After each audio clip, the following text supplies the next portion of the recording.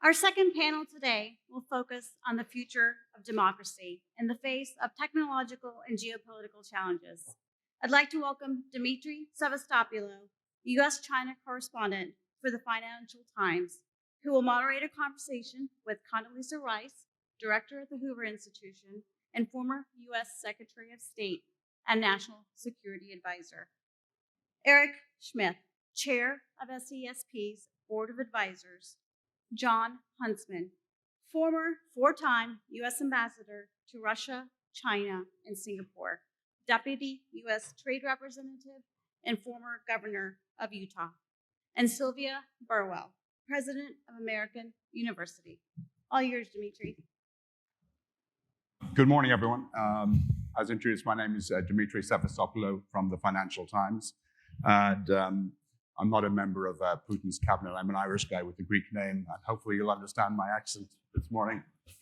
I'm also going to take the prerogative of being Irish and being a little bit more less traditional than Washington and call everyone by their first name if they don't mind. Very happy to have a distinguished panel. At the end, we're going to give everyone 10 or 15 minutes to ask questions, so please think of some penetrating questions for the panelists. The central premise of SCSP is that technology is power in economic, societal, and military terms. It helps nations shape the world, sometimes to bolster democracies, sometimes they undermine democracies. But whether technology is good or bad is ultimately less about the technology itself and more about how that technology is employed. Surveillance cameras in some countries are used to prevent crime. In other countries that shall remain nameless, they are used for repression. Many countries, I think, are grappling with how to harness technology in a positive way.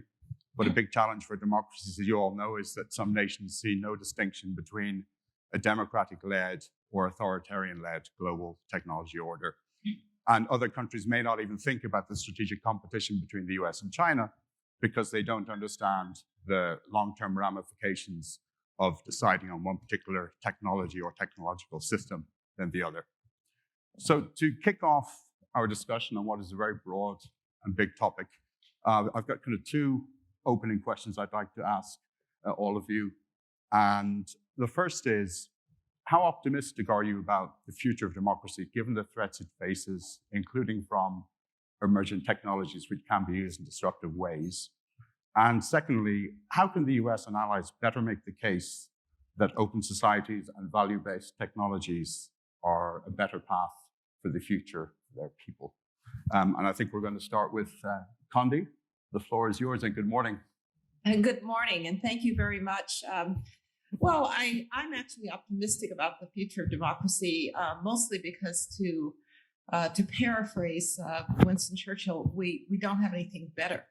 I think if you ask people, do they want to have basic freedoms, the right to say what they believe, to worship as they please, to be free from the knock of the secret police at night, most people would prefer that to tyranny. And so I think democracy is a far superior form of government. It doesn't mean that it isn't challenged. It doesn't mean that it doesn't have to deliver. But show me an authoritarian regime, and I will show you one that is fearful of its people and where its people are fearful of it. And that is not a great recipe for creativity and for forward progress. Even in a place like China, I think you start to see what it's like to live in an authoritarian regime when you see essentially one man decide on something called zero COVID. So I will speak for optimism about democracy. Now, to the point that you make about making the case to people, it's interesting. It's almost always easier to make that case to people who don't live in freedom. And those who often question whether people want to live in freedom are those who are lucky enough to live on the right side of the divide. But I do think that we have to talk in terms of democracies delivering. In that sense, technology can be an ally. When I think about what has happened in India with biometric ID, which has significantly improved issues of corruption, as an Indian citizen can get a government check directly through a biometric ID rather than going through a middleman that takes 5% or 10% off the top. That's an example of technology working. If I think about South Africa, where we were worried with the president's emergency plan for AIDS relief that people couldn't schedule appointments, well, now they do it on a smartphone app. So we have to show that technology can aid in democracy. It certainly challenges democracy, but to the degree that we can start to point out those places and, in fact, replicate those places where technology helps the citizen to live better, rather than talking about just high-flying notions of democracy, helps the citizen live better without fearing its government, democracy will have the edge. Can I ask you just one quick follow-up question before I go to the other panelists? How much do you see students on campus talking about these issues, and how big an issue is it for them? Do they think about it in the same way they think about human rights or climate? Is it important or not? Well, it's important, but sometimes with 19-year-olds who I teach, you'll hear something like, well, socialism may be a preferable system, and everybody gets all spun up about that. But I have to say, they don't remember the Soviet Union. They don't remember what socialism looked like in practice. So I think that instinctively our students understand that democracy is important because they are trying to practice it. This is the most public-minded generation that I've taught. They want to change the world, and they're demanding of their governments that change comes. So I think they're bought into democracy, even though sometimes they may not speak like that. Okay, thank you. Eric, same two questions over to you.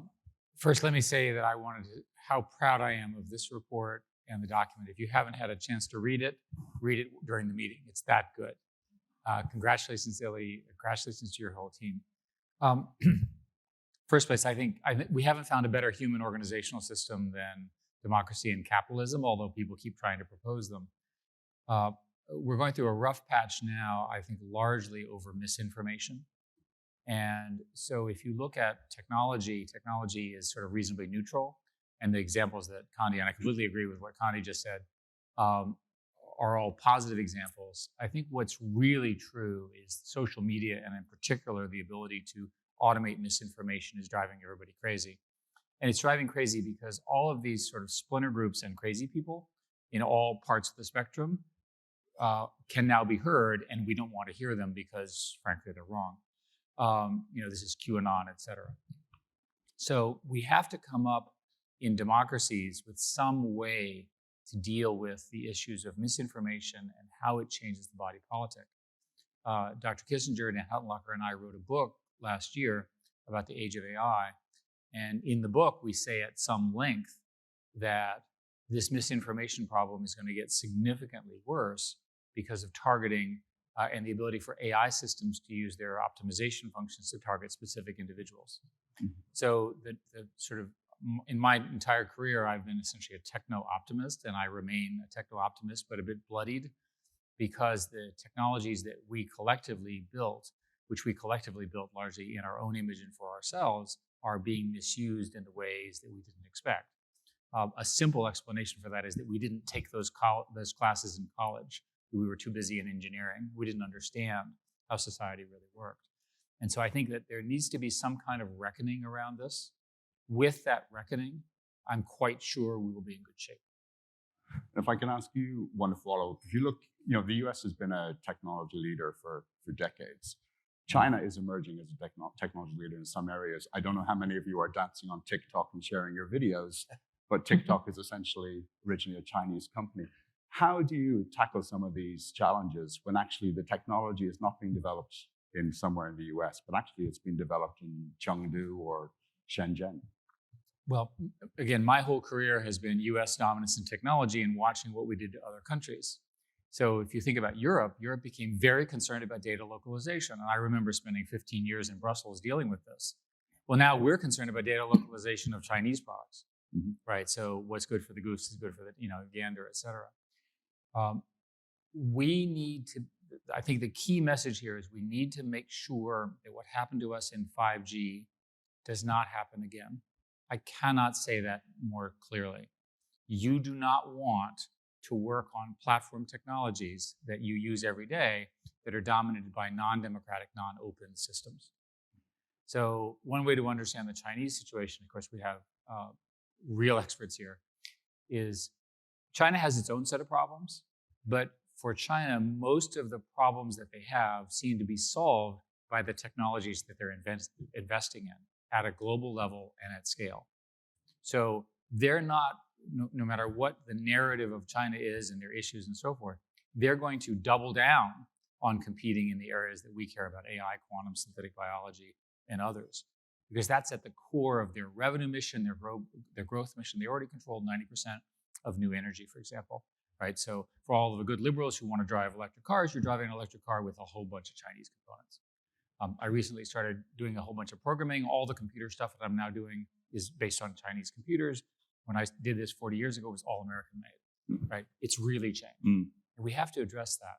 In the report, we talk specifically about what it takes to do this, but we've got to take it.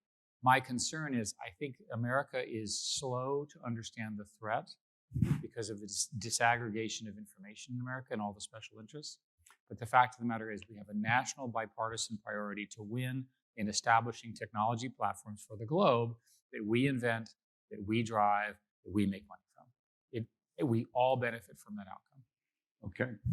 Jon, you've lived in some of the most, champions of democracy in the world, Russia, China. I'm being ironic. You lived in Taiwan and saw the transition from authoritarianism to democracy. So how do you view the same two questions? Well, I've never had anyone come up to me in my postings overseas, either in government service or business, and say, I wish we had the Chinese system, or I wish we had the Russian system. Never. They yearn for what we have because it speaks to individual opportunity and freedom and making big dreams come true. I hate to oversimplify it, but anywhere you go in the world, you will find human yearnings roughly the same. So we need to look sort of inward at our own system because this is where we have the opportunity, but today this is where the problems reside. So we're blessed with the greatest system ever devised, in my opinion, supported by founding documents that today are still as relevant as ever. We're also blessed with the greatest, most impenetrable borders of any country in the world, the Atlantic and the Pacific, with neighbors north and south who we generally get along with. But the impenetrable boundaries, the Atlantic and the Pacific, make us tone deaf to what's happening elsewhere. And when Eric talks about the march of technology in China, I have to put a big red line underneath that because I don't think we understand the half of it. I don't think we understand how far ahead they are in key technologies. So I'm working in the EV world with Ford Motor Company. I'm vice chair of Ford Motor Company. And the race that we're running to electrify vehicles with LFP technology chemistry, which is dominated by the Chinese, by the way, in an ecosystem that has dozens of EV players who are perfecting every day the products that they're taking to market. You know, when you tell people that China has probably a 5-year head start on us, it surprises them. So I think we need to kind of tune in and become a little bit more aware of what's happening among our key competitors, namely China. But meanwhile, and I've had this discussion with my daughter, 16, who's on TikTok constantly, and she's informed and gets all of her news from TikTok, and it drives me crazy. But so what are the underlying pillars of democracy that we as people need to replenish and restore so that we don't lose it? Because I think we're at a very fragile moment. I'm so delighted that this conference is taking place and we're able to raise a little bit of awareness. I'm so delighted that people across the country are talking about the fragility of democracy and what we need to do to fortify it, because eternal vigilance is the price of liberty. Eternal vigilance. We take our eye off the ball, we lose something very special to us. So what about our pluralistic system? Is it rigorous? Is it strong? Can it weather the test of time? We don't know.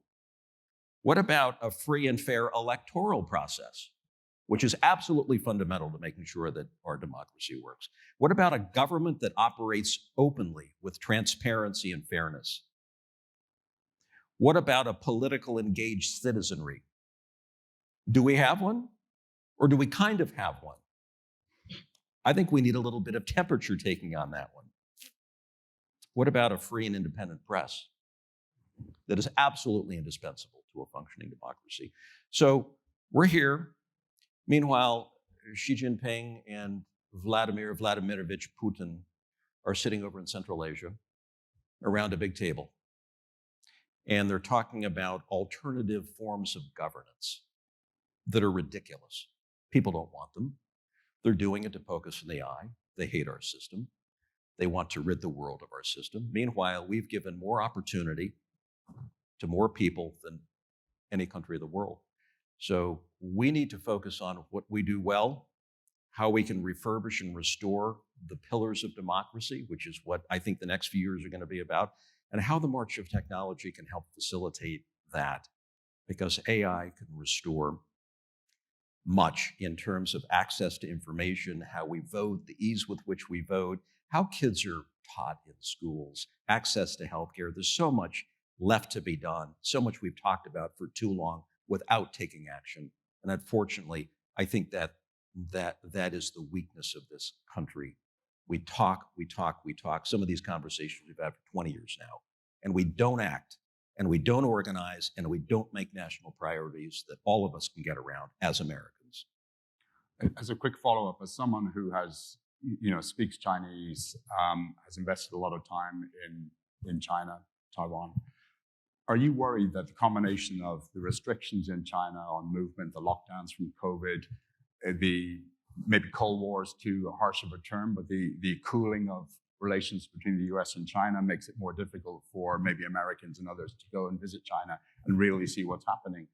There are fewer exchanges, that actually the US understanding of China is in danger of not growing as quickly as it should, given that China is the biggest challenge the US faces. Decoupling our people is not a good thing. We'll wind up with China right where we are with Russia if we do that. That's not a good thing. So my first trip to China back in the early 1980s, after I'd lived in Taiwan in the late 70s, the changes that have occurred over these decades is enormous, in part driven by their exposure and interaction to the United States, our companies, our students, our academics, our people. I think it's had a profoundly important impact on China's trajectory. Does China become a democracy? No, they don't become a democracy. I don't think that was ever the intent. But are you able to give people a freer sense of purpose where opportunities abound and human rights, basic human rights, are respected? That's the objective in part. But I fear this decoupling talk. We will decouple naturally. That's already occurring. And Xi Jinping started the process with his indigenous innovation programs 15 years ago. He already started decoupling by picking winners domestically, which was a horrible choice on his part. And I think he's out of economic policy choices for the most part going into the 20th Party Congress. But decoupling is only going to create estrangement, misunderstandings, and instability globally on the security side. Okay, thank you. Sylvia, the last word on those two questions, and I'd also like to throw in the question I asked Condi. How are students on your campus thinking about both technology and democracy, and how are they thinking about China, given they're living in obviously the most political city in the country?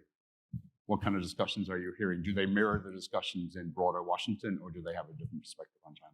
Thank you. And to refresh the question, this first question, I'm not going to repeat a lot of what's been said by our colleagues, but this question of optimism. And we've kind of brought together three things in terms of this question of optimism. Are we optimistic about the democracy, the interrelationship with technology, in terms of that in China? Kind of brought all those in as we've kind of gone around. And I won't repeat. The threats, I think, are extremely real. And so I want to start with whether that's the question, Eric, what you raised in terms of, I don't think we need to repeat. I think we do just need to focus on what does it mean and what actions we need to take.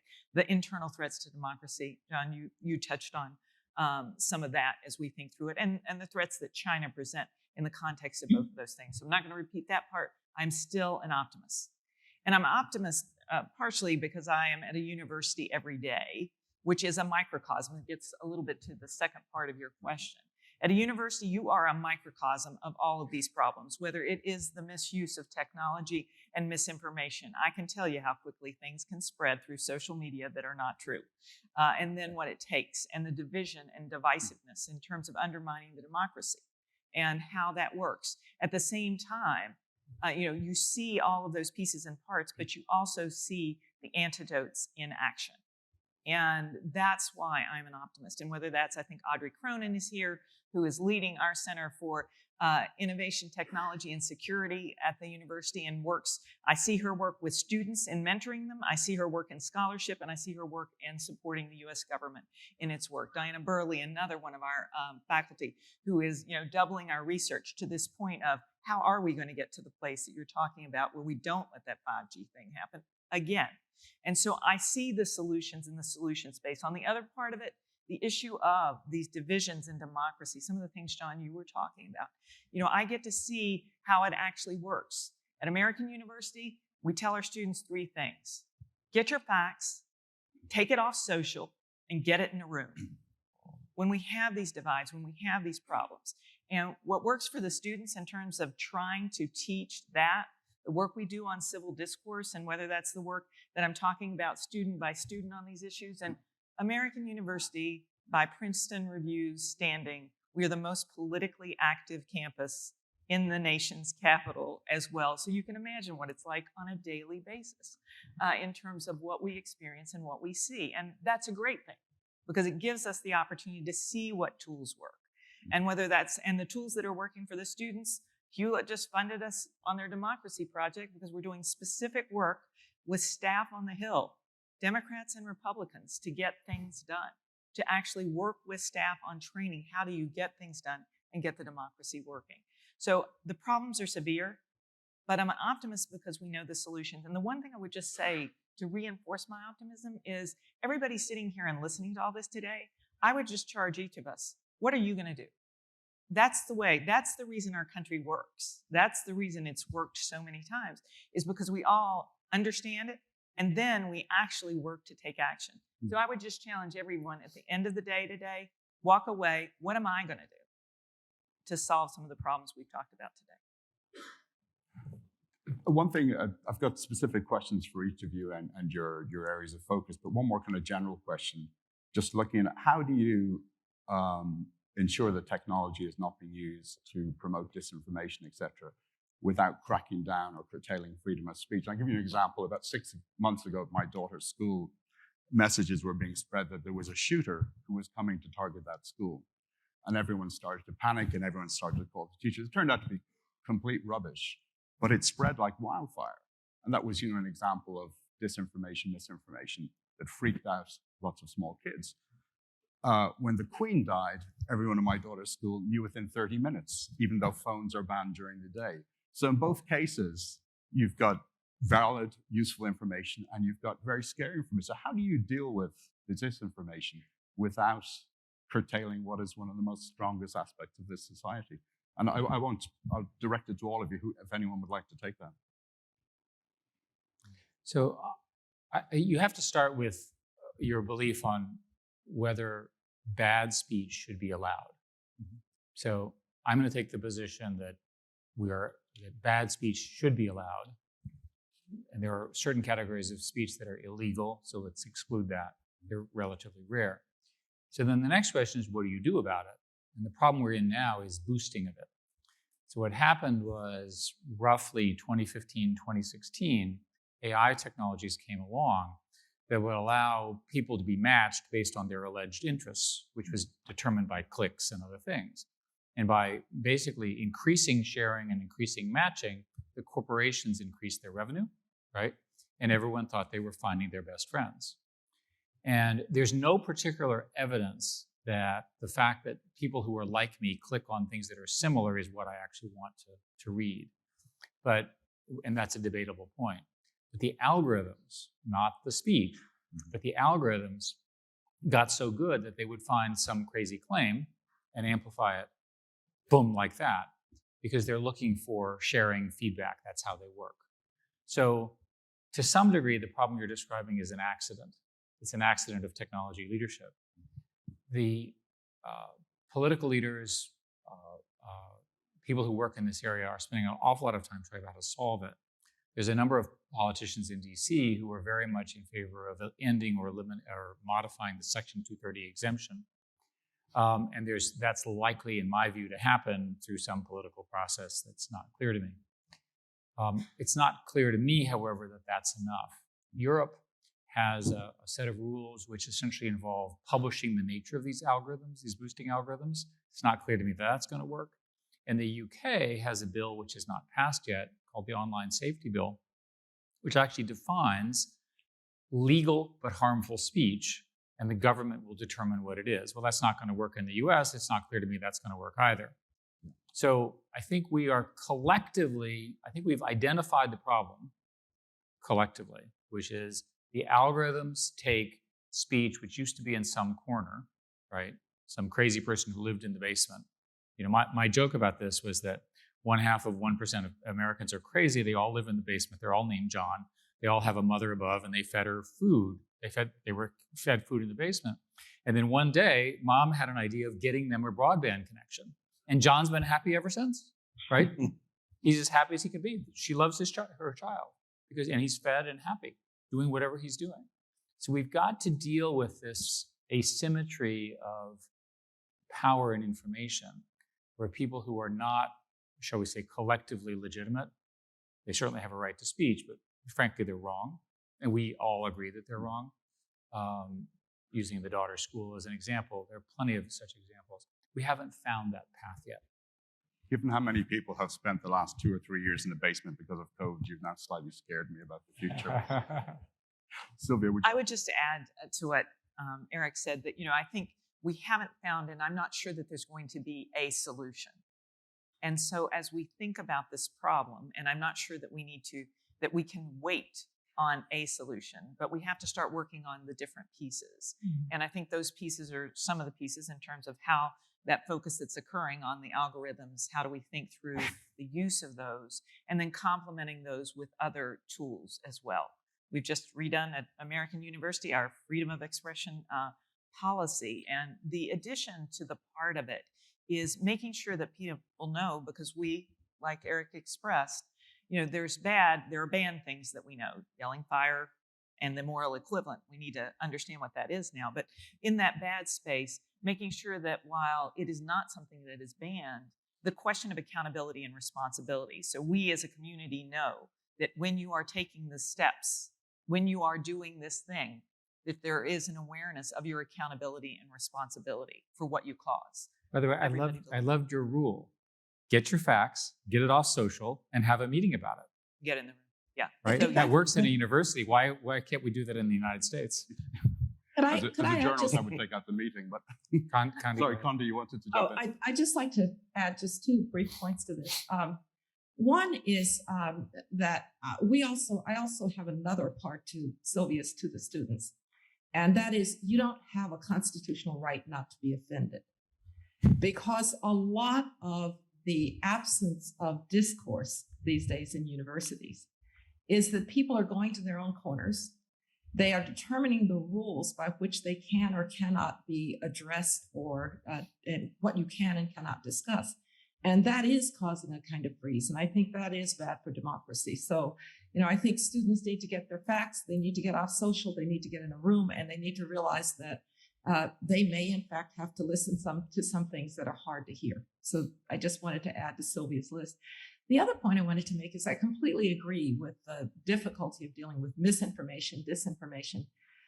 We also need to be careful to be fairly narrow about what we mean by misinformation and disinformation. What was said to your daughter's school is obviously misinformation. In some cases, we know that the Russians engaged in disinformation. But sometimes when facts are not clear, those in politics will say, oh, well, it's misinformation. We had a lot of this during COVID, where the facts actually weren't that clear. And now people have egg on their face because they said, well, that was absolutely obvious or absolutely true. And so it's a really complicated thing to know when something has entered the realm of truth. This makes it even more complicated. It would have been misinformation at one point to say that the Earth revolves around the sun, just to give an example. I mean, if I can just add that it's not just on campuses as this is happening. I write about only China, and if I quote someone who's seen as being way too dovish or way too hawkish, the other side will text me and say, why did you quote that person? And I will write back and say, I think you can all agree you don't want me to censor like Xi Jinping. There's a danger in Washington as well. I think the freedom of speech is under threat. But Connie, if I can stick with you and draw on some of your experience from looking at the Soviet Union and Russia for a long time, what lessons do you see from the Cold War that can apply to the current competition with China, particularly surrounding the nexus of technology and ideology? Well, I think the problem is that this time around, we're dealing with a competitor that has all of the tickets.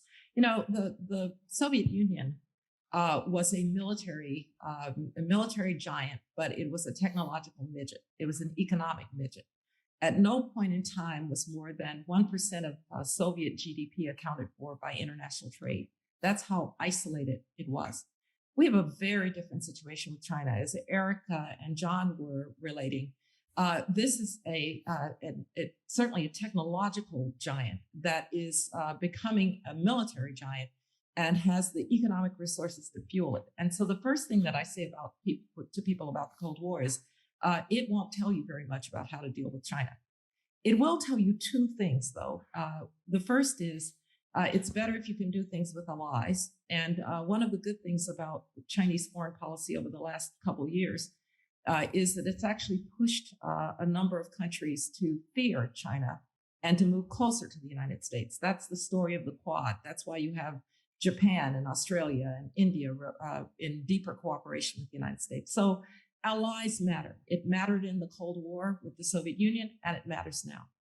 Secondly, getting your own house in order is what really matters. We didn't really defeat the Soviet Union because of our military prowess.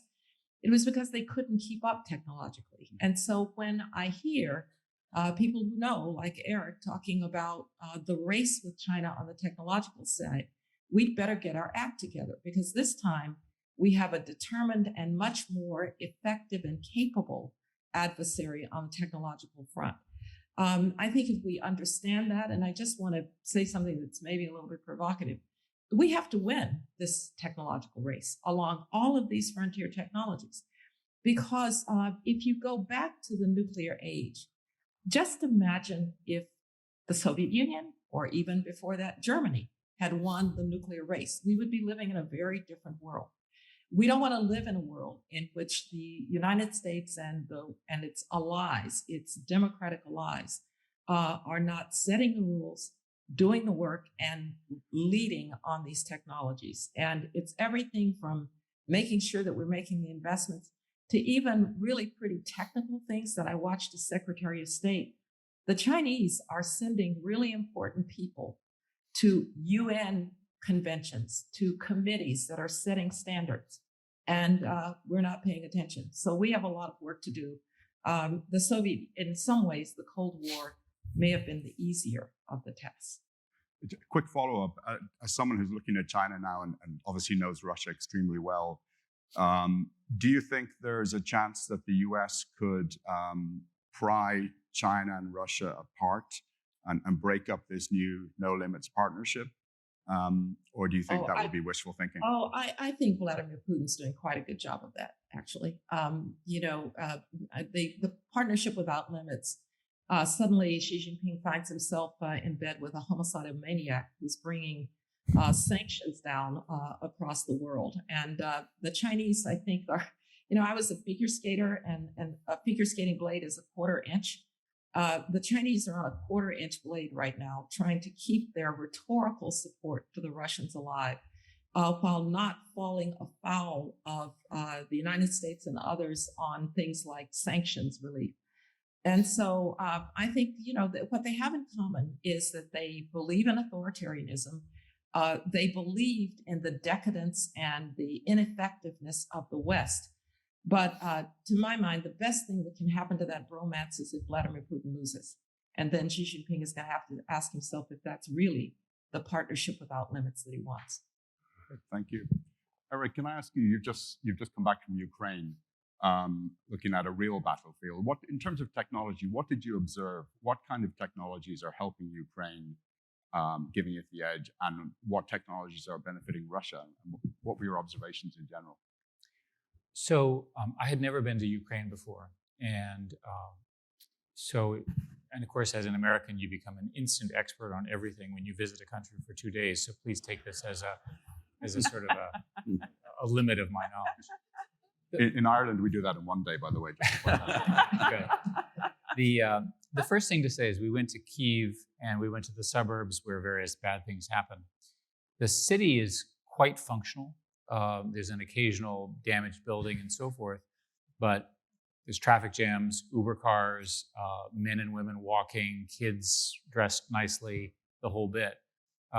You would never know that you were at the capital of a real hard war with national conscription until you went to the defense buildings, which are a completely different scenario.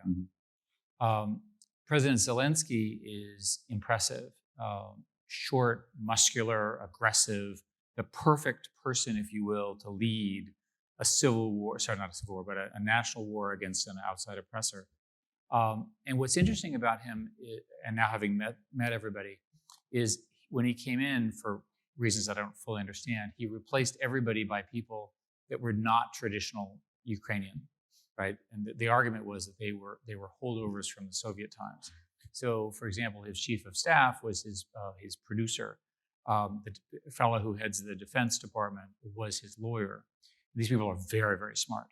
So what you're seeing a government run by people who don't have the history and perhaps the necessary conflicts of interest, and they have an objective to win. And I think everyone has seen that the actions in Donetsk, Luhansk, and in the Kharkiv area have moved very quickly to the gain of Ukraine, and I think that can continue. They're going to have trouble in the more locked down parts that are occupied, but they're certainly going to do well, at least in the short term. They have a couple months strategy, whereas the conventional wisdom is that the Russian strategy is to wait till the dead of winter when the Europeans are tired of not having any gas, and then the politics changes. We'll see what happens. I was particularly interested in the tech industry because we always discuss if the tech industry and the Western democracies work together, how much faster could they move? In this case, the fellow who was his campaign manager, technical guy, brilliant technical guy, is now the digital minister for the country. And he has organized roughly the following. First, the stories are interesting. So they had a law that did not allow you, for whatever reason, to put government records on the cloud. The day of the invasion, the next day, they had a meeting where they voted, the congressional structure, to reverse that rule. And within 2 days, every piece of information in the government was in the cloud out of the country. Boom. Shows you how quickly you can move when you're at war. The next thing that happened was that working with Elon, who's a real hero in this story, they got a whole bunch of Starlinks, which allowed them to avoid the attacks that Russia had done on the internet. Today, there are about 20,000 Starlinks, and I was on a train, brand new, built in May in Ukraine, where as a passenger on the train, I had 200 megabits coming down. Imagine if that were true on Amtrak, right? So first you've got everything in the cloud. Now you've got good connectivity. They had a product, this is actually super interesting to me, called DIA, D-I-I-A. You can look it up, which they had before the war organized as a citizens portal for banking, digital ID, driver's license, passport. Roughly half of the country was using it. There were about 44 million people, roughly half were using it. They added the following feature, that it would call if you saw something you didn't like and you wanted to report something that was going on in the war. They would use a third-party service. The one they use is called Threema, which is similar to Signal. And it would go completely anonymously to a government service, which is very opaque, which uses AI to do a scan of what you took a picture of. Mm-hmm. And based on that, then humans make a targeting decision. So all of a sudden, you went from not knowing what was going on to having complete digital surveillance from the citizens who are being attacked. And so the way the war actually worked was they would take pictures, upload a picture of a tank or what have you. The classification would immediately tell you whether it was important with an accurate GPS coordinate. And because they had spent so many years being attacked in disinformation and hacking from Russia, they knew how to build a system that was not open source in the sense that the Russians couldn't infiltrate it. The combination of those three steps gave them a kind of visibility that no middle-sized country in a war ever has, right? Now, today, there are many, many more things they're doing. Part of their, another interesting thing about the war is they're very heavy users of drones. And what they've done is they bought drones from everywhere because they need them, and they reprogram them. And so the first thing they do is take out all those helpful limits, right, that are in the drones. So now they have a drone that they can work with. They have many, many other programs, and they're building it quickly. The reason this is important is the war will end, and at that point, Ukraine is going to have one heck of a tech industry because it's war-hardened, smart, they understand how this stuff works. I was really impressed. That's fascinating. Sylvia, as someone who dealt with Ebola and Zika as Secretary of Health and Human Services in the Obama administration, as a president of the university during the most recent pandemic, what lessons have you learned in terms of the intersection of health and technology? And what lessons should the US government more broadly be learning from these things? So with regard to lessons and learning, I will say it some days during COVID, I used my OMB director during COVID at a university as much as HHS. But as I think through that question, learning from experiences, and it's interesting because I think Condi actually touched on this point in her answer to her question about the Cold War. I think looking at, when you're thinking about how do I use the experiences I had to learn and go forward, there's the issue of what is similar and what is different, and quickly establishing that so that you do the right learnings. And let me be clear about what I mean. In the case of COVID, and thinking about running a university, transmissibility and the fact that there was asymptomatic transmission, so you didn't know, it changed how you should think about the issue of testing and the importance of testing and that sort of thing. That's an example of something that was different than Ebola and COVID in terms of the vector and the spread. And so thinking about, okay, so I got to think about that differently in terms of that. And that does get to technology, which I'll come to. But on the similar side, it's an interesting one because it's a theme that's run through this conversation. The similarity, the report that I did post Ebola, I had we did a whole analysis of our response and that sort of thing. And interestingly, the thing that I would say we could have done much better during Ebola was communication. And that actually was an important similarity. And it gets to a little bit also the point you made, Demetri, because the most important thing to communicate, and I did with our community and urged broader communities, was that there would be evolution of information and knowledge. We were at the beginning, and there are two things that make communication in these health situations so important. And the first one is evolution is going to occur. We don't know all the answers. I mean, I've been sitting there, I sat around the table like trying to answer like, Zika, would it happen? What did we know? So you need to set the table through communication that this is going to evolve. So everybody pay attention. And that's the second thing why the communication is so important, which is the fact that in these types of crises, each individual plays a role. And, Ukraine is using each individual in a war setting, but usually in a war setting, that's not happening. We play roles, but not really.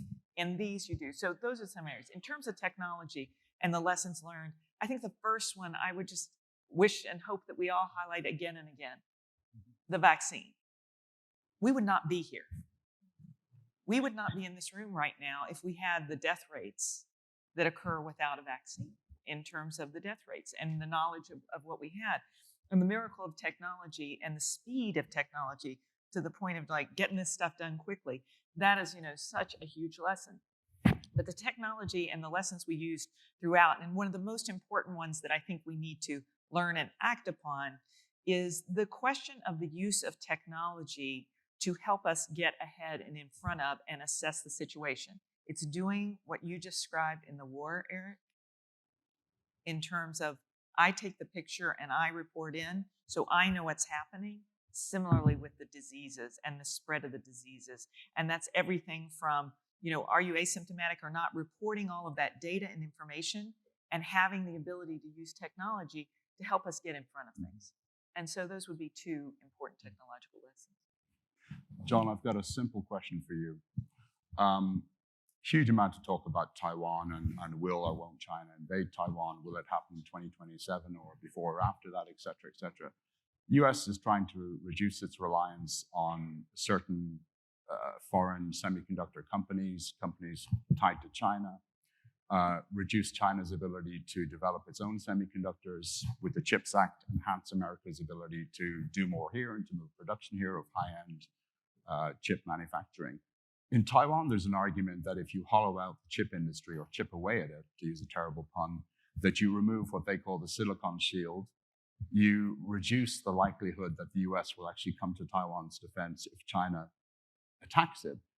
Is there a danger that if the US does too much to try and reduce its reliance on some of these semiconductor supply chains, that actually you're making Taiwan more vulnerable? I think there will be a natural diversification of supply lines and supply chains and manufacturing nodes like Taiwan. And I've watched it grow up and develop since the late 70s. I've worked there twice. And it's a remarkable example of economic success.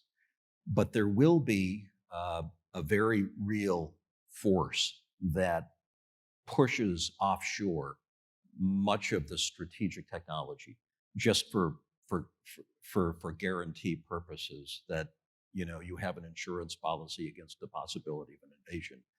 The CHIPS Act here, I think, is a good move. It's too little, too late, in my opinion, but it's a good start. And I think we always tend to wait until the very end before we act. And we should have done this a long time ago, but here we are. And $52 billion will be allocated to bring critical chips to this country. But I think in the case of Taiwan, there will be an attempt to broaden and to diversify.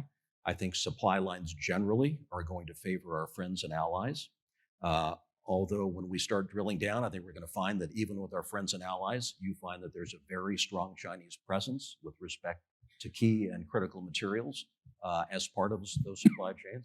I mean, I saw it firsthand in Indonesia last month when I was in search of nickel for our batteries at Ford Motor Company. You can't find critical raw materials that are available that don't have some kind of Chinese influence. So where's the United States? Where is Europe? Where are the other players who should have been part of building these critical material supply chains early on? So we're acting out of a mode of reaction, which is never a good place to be, but here we are. And I think you'll see the parts of the semiconductor business come back. What will be important are the nanometer-sized chips. I mean, some are critically important from a national security standpoint. Some are legacy nodes, that are, beyond, say, size 15. We in the auto sector, we need legacy nodes. The Defense Department needs legacy nodes in terms of nanometer size, and there's some that are ultra sensitive from a dual use standpoint. I think that those are the areas that we're going to have to cover. And I think there will be a natural migration out of Taiwan in some of these critical areas on the semiconductor side. But do you think it makes it more likely that China would attack Taiwan if there is a lot of this diversification? I think it has very little to do with it. I think Xi Jinping has red lines. They all deal with sovereignty. I don't think he's likely to invade anytime soon. I mean, let's face it, Xi Jinping can have a strong economy, which I'm not sure he's going to have anytime soon again, or he can have Taiwan. He can't have both. And I think for him, in order to keep a potentially restive population in place, he has to deliver economically. Invading Taiwan would be a huge mess for him on the economic side. I think he would lose support within his own party, believe it or not, because I think he's already fallen out of favor with some corners of his party. I think the biggest mistake he's made is to go for a third term. So he'll be re-upped at the 20th Party Congress next month. In an unprecedented fashion. He'll be president now for a third term. He'll go forward as chairman of the Central Military Commission as well, and as head of the Communist Party, 80 million members strong and 4,000 outposts around the country. And he's going to wear very thin on his people.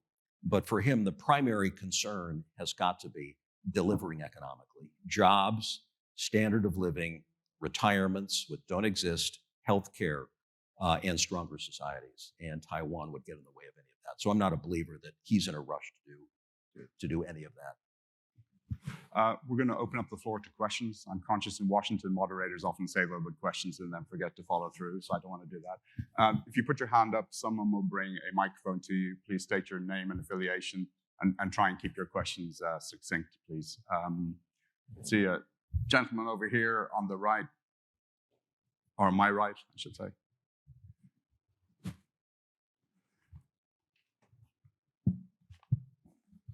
Hi there, Gavin Wild from the Carnegie Endowment for International Peace. I have a question for Ambassador Huntsman. Given your experience with China, a lot of what we're talking about here today centers around industrial policy. Philosophically and realistically in the United States, relative to the power that China can bring to bear, what do you think are the natural limits to industrial policy? And has your view on that evolved or changed over the last several years, given your experiences? Thank you. It's a great question. So my view, largely at the 30,000-foot level, is that our primary competition has been pursuing industrial policy forever. Policies of indigenous innovation, of picking winners, of ripping off our intellectual property to the tune of $300 billion per year. And I would like to say that the free market is the answer to all things, and you just leave it to the whims of the free market. But I'm not sure that's going to get us there. I think it's going to have to be a hybrid. And I think there will be checks and balances as we do things like the CHIPS Act, which is a little bit out of the textbook from industrial policy.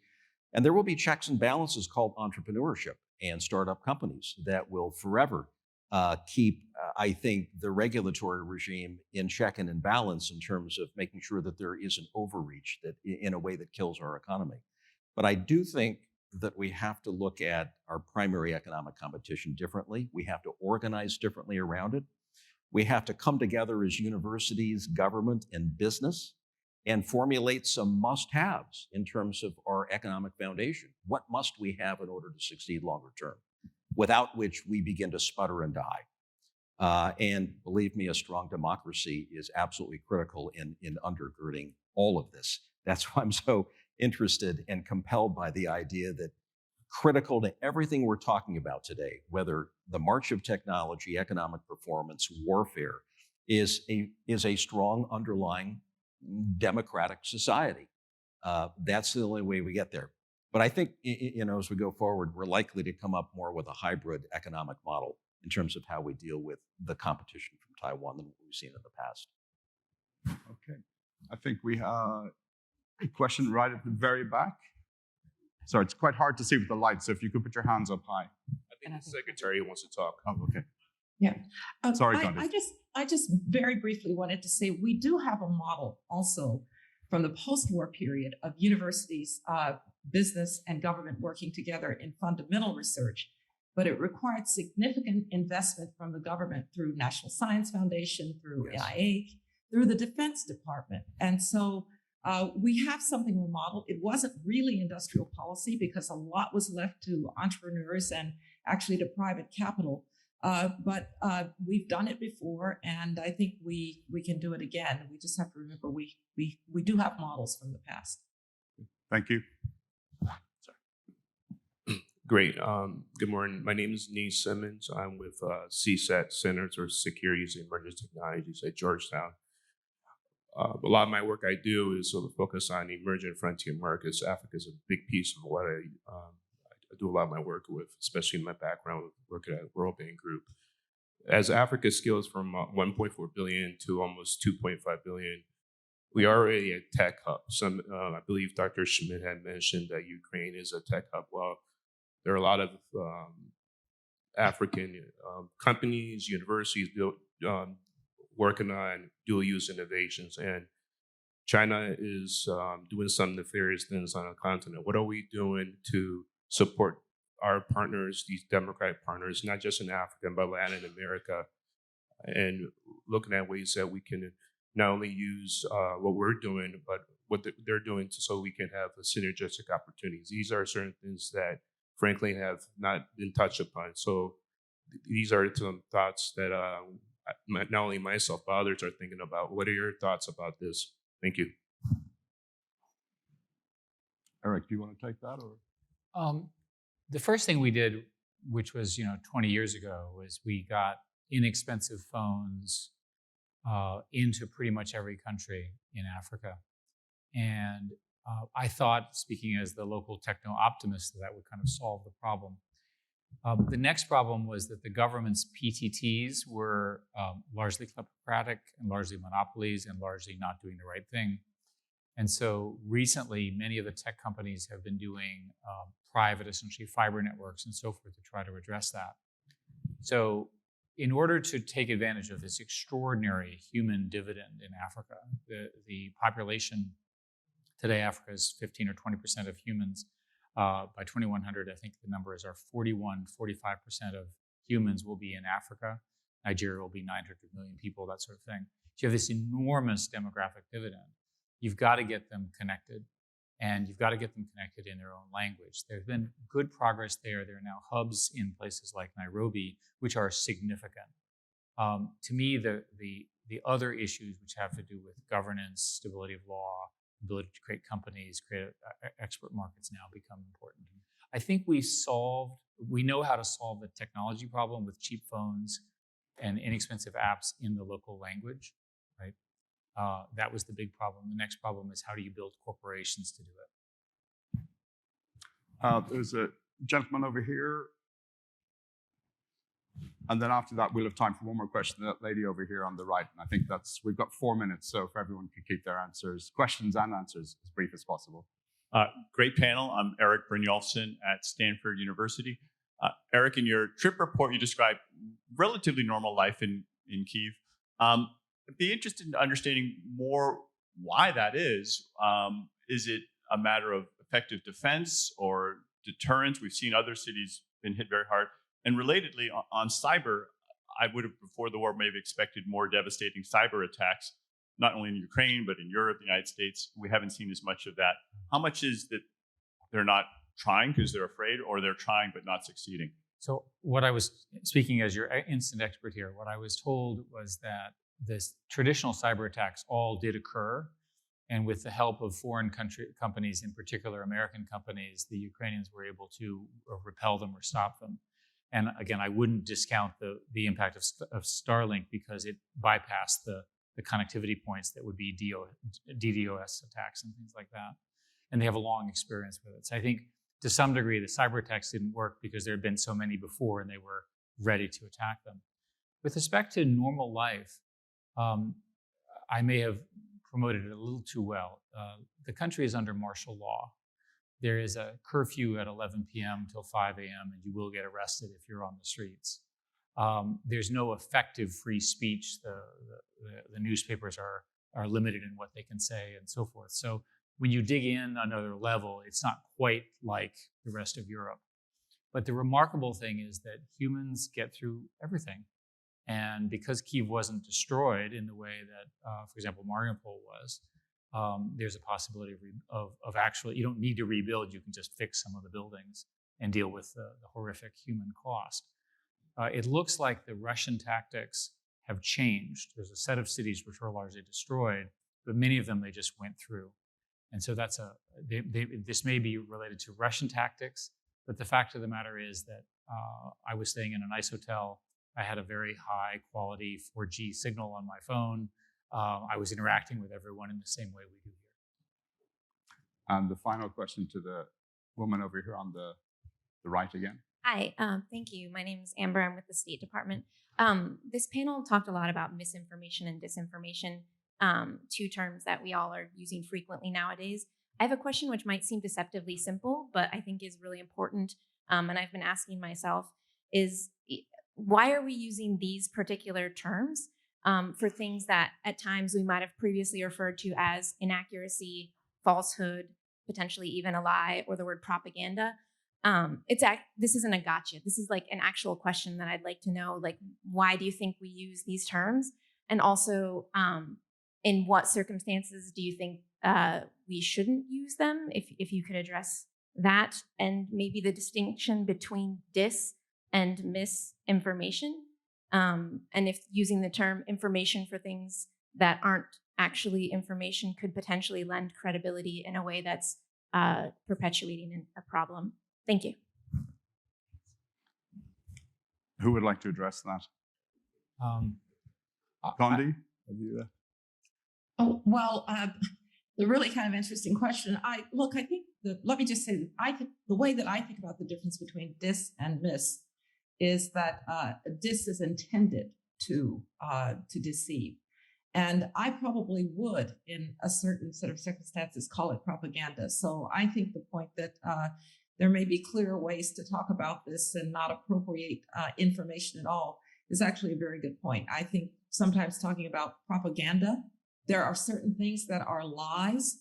The only point that I'll make is that there are certain things that we don't actually know whether they are true or not. And so I'd be a little bit careful. I made the point that, would Galileo have been considered disinformation or misinformation, depended on where you sat. So we have to be careful not to overstretch the notion of the truth. So we're basically at time. I'm going to ask one final quick question that I'd like a really short answer to each of you. What is the technology that you've encountered or used in either your private or professional life that most excites you about the future in terms of enhancing democracy, or scares the living daylights out of you because of the way it could be used by an adversary for nefarious purposes? And I'm going to put you on the spot, Eric, and just go down the line. So real quick, you're going to hear a talk this afternoon by Jack Clark. He's going to talk about large language models and a few other things. The development of large language models is a signature event in human history, because these are systems that are not programmed to do something. They learn something, and you have to figure out what they know and what they're going to do. They are profoundly powerful for all of these issues. John? I would say in healthcare, the Human Genome Project, which has brought us a greater understanding of early detection of human disease, which is great. It excites me to no end that we'll be able to tackle horribly debilitating diseases early on before they really impact people. But the downside is very real as well, and that is information that is not handled properly that leads to greater anxiety and depression if you have pre-existing conditions. But this could, I think, be one of our most powerful weapons going forward. Sylvia? Coloring outside the lines, precision medicine, and a second answer, what Eric tells me. Condi, you have the final word.